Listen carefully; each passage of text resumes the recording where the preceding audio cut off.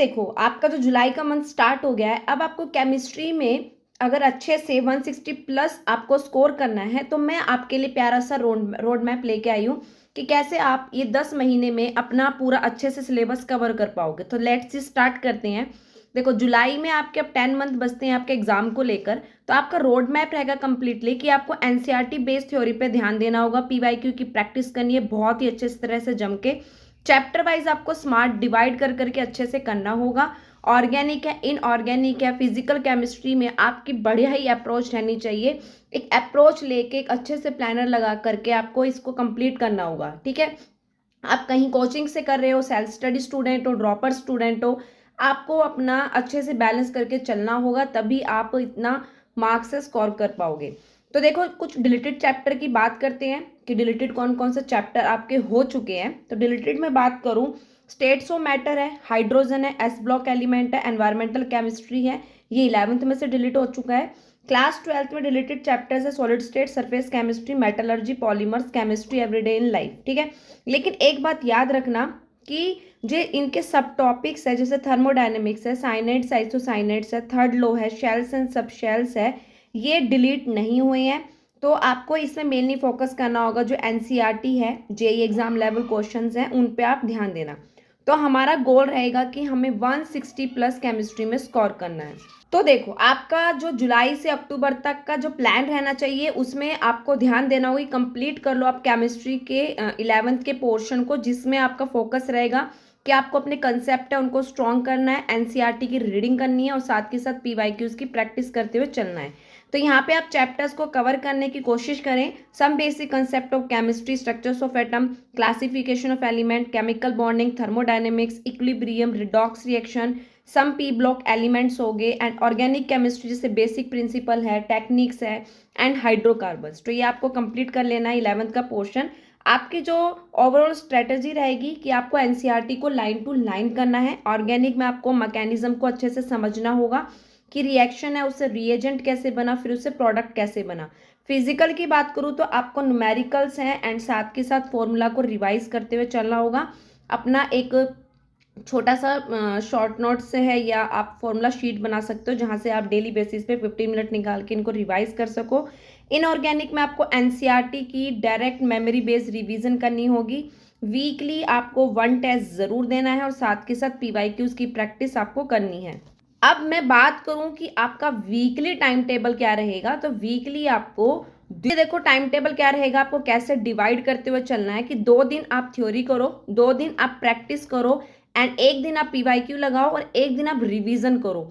तो एक चैप्टर पे आप 4 to 5 डेज दे रहे हो, ये इनफ रहेगा। ठीक है, 4 to 5 डेज दो, आराम से करना है आपको सिलेबस को, अभी टाइम है, बट बैकलॉग क्रिएट मत होना देना कि ये टाइम भी निकल जाए और आपको पता ना चले। नवंबर से जनवरी के स्लॉट में जब हम पहुंचेंगे तो आपको यहाँ पर क्लास 12th की केमिस्ट्री को करते हुए चलना है एंड साथ में 11th का आप रिवीजन करते हुए चलोगे। आपका मेनली फोकस रहेगा कि आपको एनसीईआरटी करनी है, मैकेनिज्म्स को अच्छे से देखना है, डायग्राम्स है एंड स्कोरिंग चैप्टर्स को आपको करते हुए चलना होगा। आपके वीक कंसेप्ट यहाँ पे जो बच जाते हैं उनको आप अच्छे से कर लेना। इंपॉर्टेंट चैप्टर्स रहेंगे आपके सॉल्यूशन है, इलेक्ट्रोकेमिस्ट्री है, केमिकल काइनेटिक्स है, पी ब्लॉक एलिमेंट है, D and F block element है, कोऑर्डिनेशन कंपाउंड है, halo alkanes and halo arenes हैं, अल्कोहल, फिनोल एंड ईथर्स है, aldehyde, ketones and carboxylic acid, organic compound containing nitrogens and biomolecules. और इसी बीच में जो आपके प्रैक्टिकल ऑर्गेनिक केमिस्ट्री वाला पार्ट जो ऐड हो रखा है उनको भी आप साथ में कर लेना। आपकी जो ओवरऑल स्ट्रेटेजी रहेगी, आपको ऑर्गेनिक में मैकेनिज्म प्लस नेम रिएक्शन, ठीक है, उनके अच्छे से नोट्स बना लेने हैं। इनऑर्गेनिक में आपको रीड करना है, रिवाइज करना है एनसीईआरटी को अगेन एंड अगेन। फिजिकल में आपको प्रैक्टिस करनी है न्यूमेरिकल्स हर एक चैप्टर से, और आपको स्टार्ट कर देना है अब मिक्स टॉपिक का आप मॉक टेस्ट देना स्टार्ट कर देना एवरी संडे। आपका फैब जो मार्च का मंथ आ जाएगा, आपको फुल सिलेबस का रिवीजन स्टार्ट कर देना है। आपका गोल रहना चाहिए कि आपको फुल थ्योरी और मिक्स क्वेश्चन करने हैं। ठीक है, साथ के साथ आपको टेस्ट पेपर को अब एनालिसिस करते हुए चलना होगा कि कहाँ पर आप गलती कर रहे हो, आपकी सिली मिस्टेक है कि आपने क्वेश्चन को आते हुए गलत कर दिया, क्या आपका कंसेप्ट वीक था, क्या आप उस क्वेश्चन के बारे में बिल्कुल भी नहीं जानते थे। ठीक है, आपका प्लान रहेगा कि आपको क्लास 11th और 12th का अल्टरनेट चैप्टर रिवीजन करते हुए चलना होगा। आपको एनसीईआरटी की 1 लाइनर फ्लैश कार्ड बना लेने हैं, सोल्व करने हैं आपको 100 प्लस जो पीवाईक्यूज है वीकली, कंप्लीट करनी है आपको डीपीपीज, जहाँ से भी आपको डीपीपी मिल रही है, जहाँ से आप प्रैक्टिस कर रहे हो, मॉक टेस्ट के सेट है उनको आपको भाई अच्छे से कर लेना है। अगर बात करूँ तो आप एमटीजी फिंगर टिप्स के जो 39 ईयर्स के है और दिशा पब्लिकेशन, जैसे अब यहाँ पे सॉरी एमटीजी 38 की जगह 39 ईयर है, ठीक है, आपको ये कंप्लीट वाली बुक ही कर सकते हो। एनटीए के अभ्यास और एलन टेस्ट है, यहाँ से आप अपना फुल टेस्ट कर सकते हो, अपना अच्छे से पीवाईक्यूज को रिवाइज कर सकते हो। और अगर आप जैसे 39 ईयर्स की एमटीजी को सॉल्व करोगे तो वहाँ पे क्वेश्चन के साथ ये भी बताया हुआ है कि कौन सा क्वेश्चन कौन से चैप्टर के किस लाइन से बना हुआ है, तो वो आपके लिए ईजिली रहेगा, आपको अच्छे से समझ में आ जाएगा कि एनसीईआरटी कहाँ से आपका ये क्वेश्चन बनाकर आपको मिला हुआ है, ठीक है। अप्रैल में आपका फाइनल टच रहेगा पूरे सिलेबस पे, आपका गोल रहेगा फाइनल, आपका कॉन्फिडेंस यहाँ तक बूस्ट हो जाना चाहिए, आपको प्रैक्टिस इतनी अच्छे से कर लेनी है कि आपको इस मंथ में बिलीव हो जाए कि हाँ मैं कर सकता हूँ, ठीक है। तो टॉप स्कोरिंग चैप्टर्स की आपको यहाँ पे प्रैक्टिस करनी होगी, हाई वेटेज और स्कोरिंग टॉपिक्स को आपको यहाँ पे एक बार अच्छे से रिवाइज कर लेना है। जैसे ऑर्गेनिक में GOC, hydrocarbon, biomolecules, aldehyde and amines हो गए। इनऑर्गेनिक में आपका coordination compound, p block, d and f block, periodic table हो गई। फिजिकल में आपका mole concept, thermodynamic, chemical kinetics, electrochemistry and equilibrium.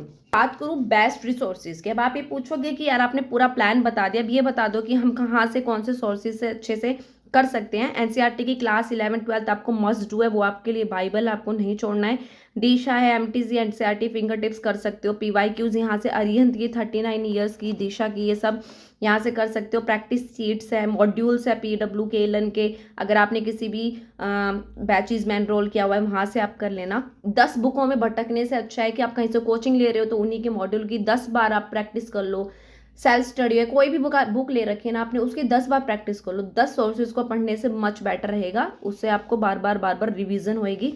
आपको स्मार्ट टिप देना चाहूँगी कि ऑर्गेनिक केमिस्ट्री में आपको जो भी स्टोरी प्लस सीक्वेंस है, रिएक्शन याद रखने की ट्रिक्स है वो बनाओ, उससे ट्रिक्स के थ्रू आप याद रखो, उससे ईजिली याद होगा। इनऑर्गेनिक में एनसीईआरटी को रटना है, एनसीईआरटी की लाइन बाय लाइन याद करनी है आपको, ठीक है। फिजिकल में बात करूँ तो मैथ्स प्लस लॉजिक वाला पार्ट है, ये फॉर्मूला शीट बनानी है आपको, न्यूमेरिकल्स को डेली बेसिस पे प्रैक्टिस में लाना है। रिवीजन के लिए बात करूँ तो भाई शॉर्ट नोट्स बना लेना, फॉर्मूला चार्ट मस्ट है, जहाँ पे आप बैठते हो, आपकी स्टडी टेबल है, जो रूम है, अपने सामने जो भी आप टॉपिक्स आपको लगता है कि ये मेरे लिए मस्ट है, उसकी आप एक स्टिकी नोट्स बना के अपने दीवार पे चिपका दो, ताकि सुबह शाम वो आपको नजर आए, आप रिवीजन कर सको। और हर टेस्ट के बाद एरर लॉग मेंटेन जरूर करना है, मिस्टेक नोटबुक जरूर बनानी है, देखने के लिए कि मेरे से क्या गलती हुई है क्या, ताकि जब भी आप कोई टेस्ट दो या एग्जाम से पहले आप अपनी मिस्टेक को जरूर देख के जाओ। तो गाइज ये आपके लिए छोटा सा प्लानर था जुलाई मंथ का, आई होप ये आपकी हेल्प करेगा। मैंने आपके लिए पूरा 10 मंथ का आपका पूरा ईयरली आपका प्लान मेंशन किया हुआ है मेरे ही चैनल पे, आप उसको जाके देख सकते हो।